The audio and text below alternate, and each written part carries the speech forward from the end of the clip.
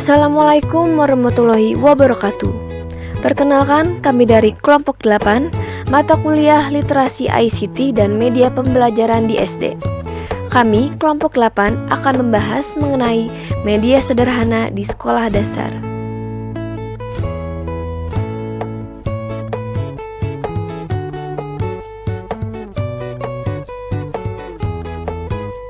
Sebelum kami membahas mengenai media sederhana di SD, kami kelompok 8 tentunya akan memperkenalkan diri kami masing-masing. Yang pertama ada Diva Feriza Zasmin, NIM 2004905, yang akan membahas framework teori. Lalu yang kedua ada Firda Adinda Larasati dengan NIM 2005199 yang akan membahas mengenai objek penelitian. Lalu yang terakhir ada Marsyanda Afifah Furqon, NIM 2005067 yang akan membahas produk yang dihasilkan. Selamat menyaksikan.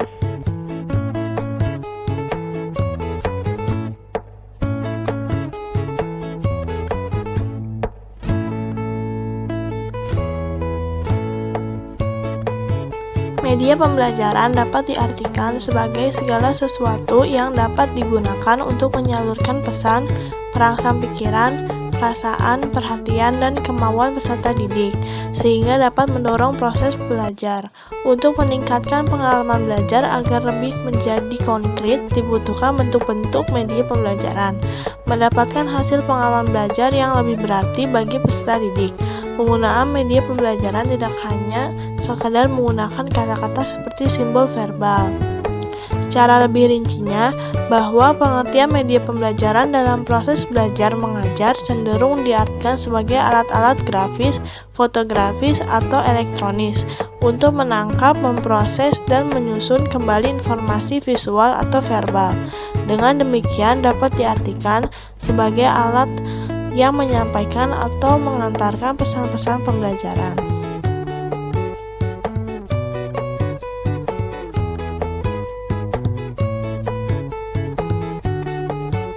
Unsur-unsur atau elemen-elemen merupakan hal terpenting dalam pembuatan media pembelajaran yang harus diperhatikan. Penyampaian pesan atau informasi yang ingin disampaikan merupakan penataan elemen yang baik. Berikut ini adalah unsur-unsur yang perlu diperhatikan dalam pembuatan media pembelajaran sederhana. Yang pertama yaitu ada kesederhanaan. Secara umum, kesederhanaan itu mencakup kepada jumlah elemen yang terkandung dalam suatu visualisasi. Untuk memudahkan siswa menangkap dan memahami pesan yang disaji, maka dibutuhkan elemen yang lebih sedikit. Yang kedua yaitu ada keterpaduan. Keterpaduan mengacu pada hubungan yang terdapat di antara elemen-elemen visual. Elemen-elemen harus saling terkait dan menyatu sebagai suatu keseluruhan, sehingga sajian visual merupakan suatu bentuk menyeluruh yang dapat dikenal serta dapat membantu pemahaman pesan dan informasi yang dikandungnya. Yang ketiga yaitu ada penekanan. Konsep yang disajikan memerlukan penekanan terhadap salah satu unsur yang menjadi pusat perhatian siswa. Dengan menggunakan ukuran, hubungan-hubungan perspektif warna atau ruang penekanan dapat diberikan pada unsur yang terpenting. Yang keempat yaitu ada keseimbangan. Persepsi keseimbangan tidak harus seluruhnya simetris, namun bentuk atau pola yang dipilih sebaiknya menempati ruang penayangan. Keseimbangan formal merupakan penyebutan dari keseimbangan yang seluruhnya simetris, dengan menampakkan dua bayangan visual yang sama dan sebangun, yang cenderung tampak statis, sedangkan keseimbangan informal tidak seluruh simetris yang memberi kesan dinamis dan menarik perhatian.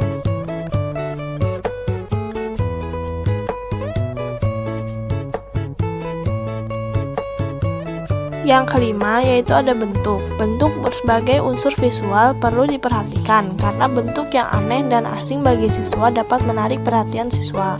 Yang keenam yaitu ada garis. Untuk mempelajari suatu urutan-urutan khusus dapat menggunakan garis yang digunakan untuk menghubungkan unsur-unsur sehingga dapat menuntun perhatian siswa. Yang ketujuh ada tekstur. Penekanan unsur seperti warna dapat memberi kesan pemisahan, mengeluarkan atau menimbulkan kesan kasar atau halus. Penekanan suatu unsur seperti warna merupakan tekstur. Yang kedelapan ada warna. Warna digunakan untuk memberi kesan pemisahan, penekanan untuk membangun keterpaduan, mempertinggi tingkat realisme objek, menunjukkan persamaan dan perbedaan, dan menciptakan respon emosional tertentu.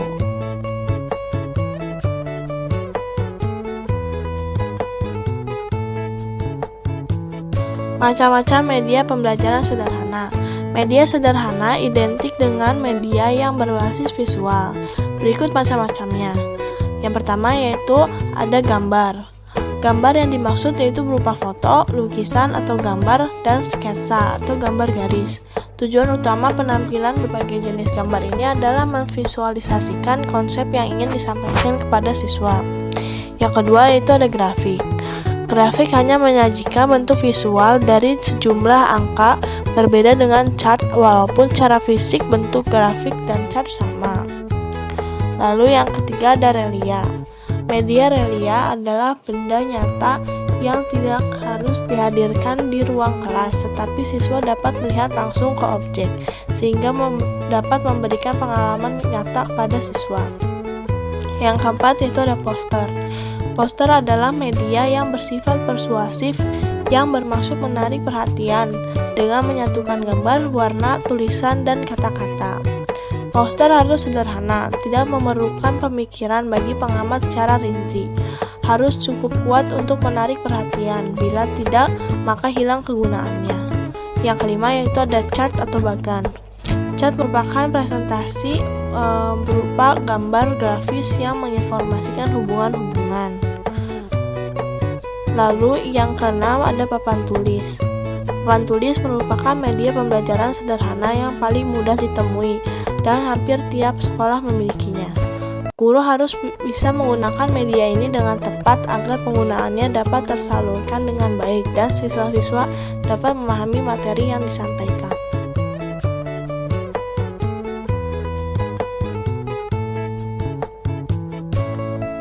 Tujuan pembuatan media sederhana, yaitu yang pertama membangun komunikasi berbasis pendidikan kreatif.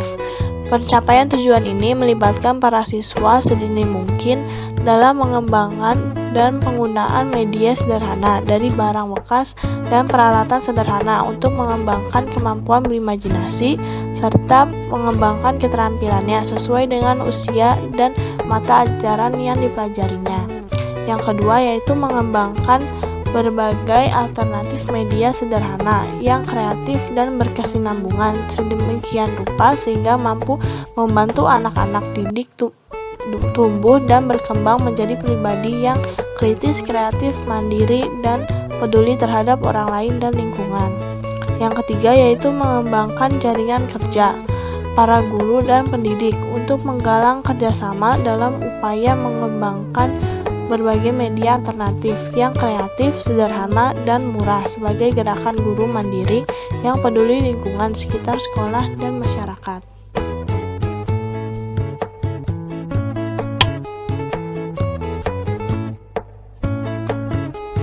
Metode penelitian. Subjek penelitian kami merupakan siswa kelas rendah kelas 4 di SDN Wijaya Kusuma 01 Jakarta Barat. Pada proses pengumpulan data, dibutuhkanlah langkah-langkah yang sesuai dan sistematik, yang dimana dapat diketahui menggunakan pengumpulan data. Pengumpulan data bisa dapat dilakukan sebelum, setelah, dan selama observasi berlangsung. Metode pengumpulan data dilakukan dengan cara pengamatan atau observasi yang dilakukan peneliti secara terjun langsung dalam uji coba aplikasi media pembelajaran sederhana kepada para partisipan dan melalui angket atau kuesioner dengan menggunakan daftar pertanyaan, yakni melalui wawancara yang berisi 10 butir pertanyaan untuk responden mengenai tanggapan mereka terhadap penggunaan aplikasi game. Pada penelitian ini, menggunakan jenis penelitian kualitatif. Penelitian kualitatif merupakan penelitian yang berkaitan dengan pola dan tingkah laku manusia dan apa yang ada di balik tingkah laku tersebut. Penelitian kualitatif biasanya sulit diukur dengan angka-angka, karena pada penelitian ini berpedoman dari pola pikir induktif berdasarkan atas pengamatan objektif partisipatif terhadap sesuatu gejala sosial.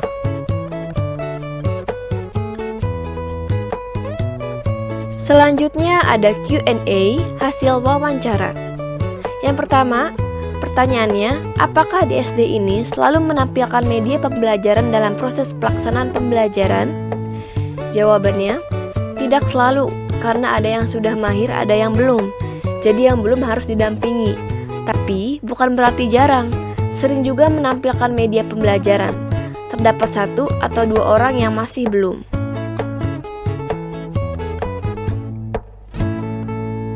Kedua, pertanyaannya, apakah dengan adanya media pembelajaran membantu siswa dalam memahami materi? Jawabannya, sangat membantu.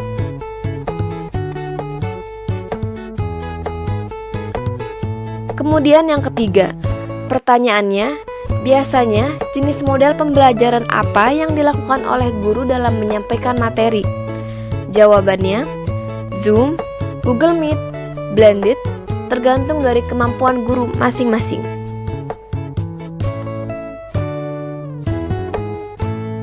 Yang keempat, pertanyaannya, seberapa pentingkah media pembelajaran dalam proses mengajar? Jawabannya, sangat penting.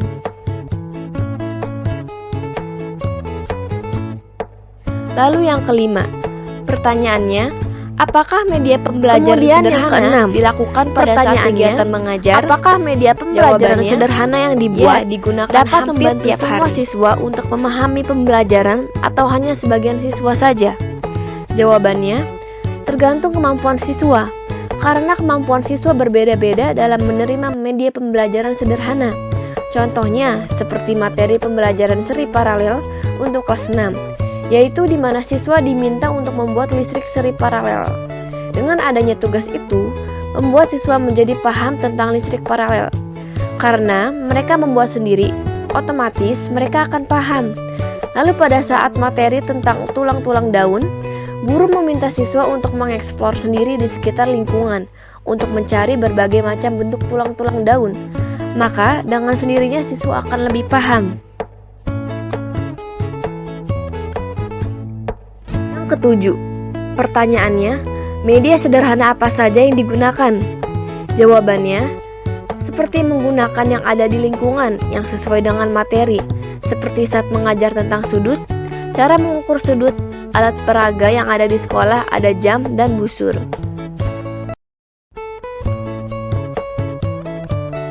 Kedelapan, pertanyaannya, kendala dan hambatan apa saja ketika menggunakan media sederhana pada saat PJJ dan tatap muka?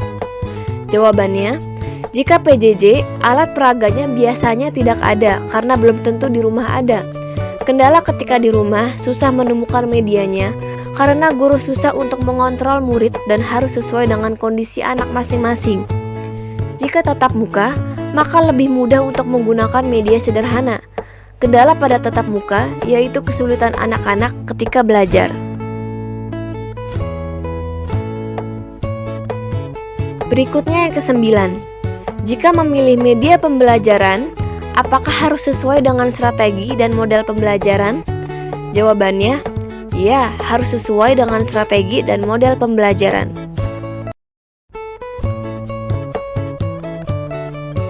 Terakhir, ke-10. Pertanyaannya, apakah fasilitas dan sarana di sekolah bisa dijadikan media pembelajaran? Jawabannya, ya, bisa.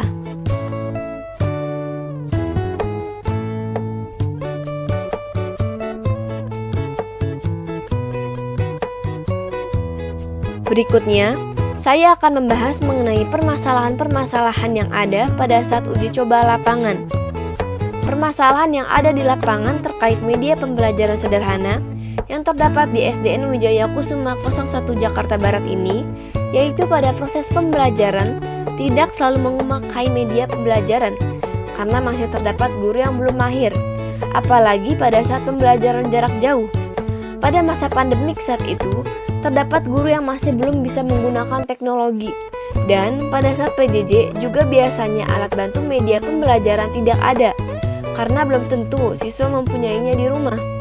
Kendala ketika di rumah, susah menemukan medianya karena guru susah untuk mengontrol murid dan harus sesuai dengan kondisi anak masing-masing. Pada saat menggunakan media pembelajaran, masih saja terdapat siswa yang masih kurang mengerti tentang materi yang disampaikan oleh guru. Tetapi, dengan adanya media pembelajaran sederhana ini, juga dapat membantu peserta didik mempelajari materi-materi yang diberikan oleh guru.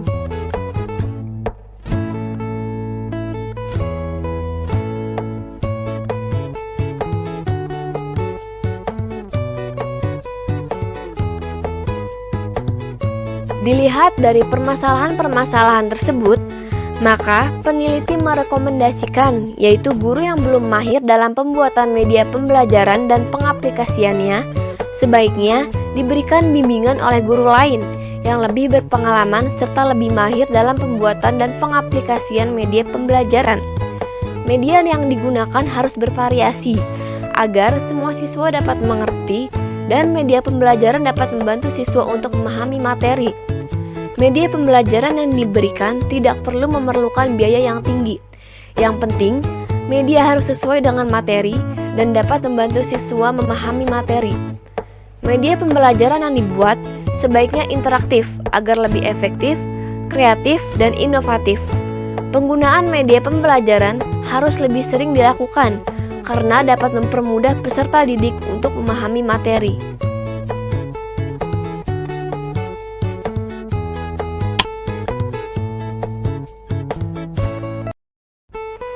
Pada penelitian ini, kami membuat produk aplikasi tentang media pembelajaran sederhana.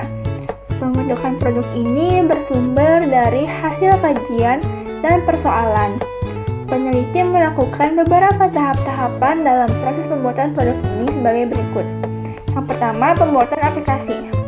Pada pembuatan produk ini, aplikasi yang dipakai yaitu Smart Apps Creator.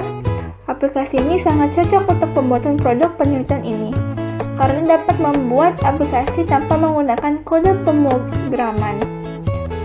Aplikasi ini juga dapat digunakan sebagai metode alternatif pembelajaran, karena tidak memerlukan kuota dalam menjalankan aplikasinya. Aplikasi ini sangat cocok untuk membuat media pembelajaran, apalagi untuk daerah yang sangat sulit terjangkau oleh sinyal. Lalu pada penelitian ini, kami menggunakan aplikasi Canva dan Pinterest untuk mendesain tampilan background, karakter animasi, serta fitur lainnya. Lalu yang kedua ada desain produk. Pada awal aplikasi terdapat nama anggota kelompok, lalu selanjutnya terdapat tombol untuk memulai.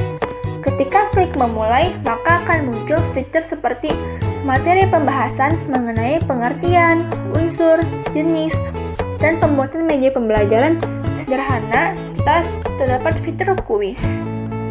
Lalu selanjutnya ada perancangan produk.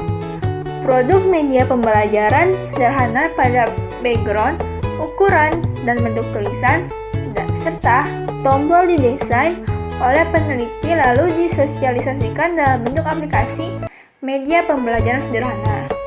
Lalu yang keempat ada pengembangan. Pelaksanaan proses penyusunan aplikasi pada tahap ini, aplikasi media pembelajaran sederhana yang dibuat memakai 3 aplikasi yaitu Smart Apps Creator, Canva, dan Pinterest. Kemudian dibuat menjadi format aplikasi. Bentuk akhir produk ini yaitu berbasis aplikasi Android. Bagian-bagian halaman dari aplikasi ini yaitu yang pertama, halaman awal. Pada halaman ini berisi nama kelompok penelitian yaitu Marsanda Afifa Furqon, Virga Adinda Larasati, lalu ada Diva Ferdi Jasmine.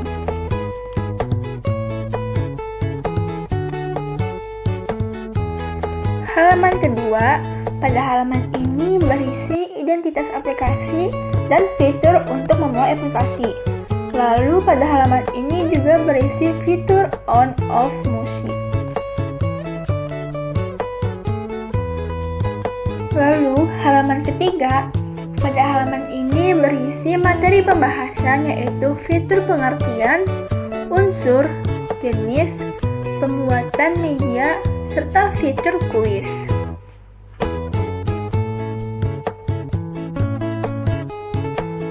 Lalu yang terakhir, pada halaman kuis berisi fitur untuk memulai games dan terdapat 5 soal. Kuis pada halaman ini memiliki 2 jenis, yaitu kuis pilihan ganda serta kuis true or false. Pada saat menjawab pertanyaan dengan benar maka bernilai 20, jika salah bernilai 0. Jika sudah menjawab semua pertanyaan, maka akan muncul skor kuis. Pada halaman skor kuis akan muncul tombol untuk kembali mengulang kuis dan tombol kembali ke materi.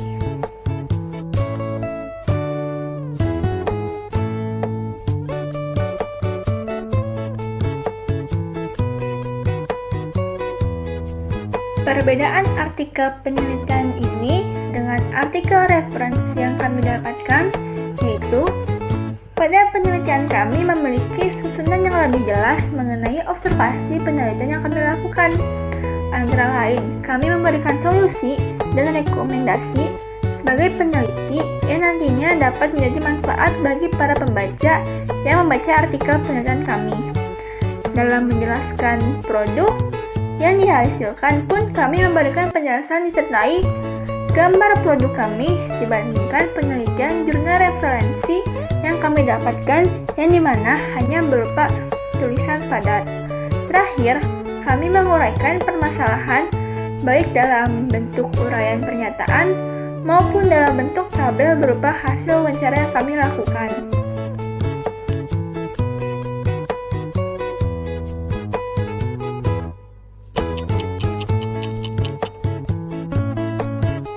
Sekian paparan dari kelompok kami, yaitu kelompok 8 mengenai media sederhana di SD.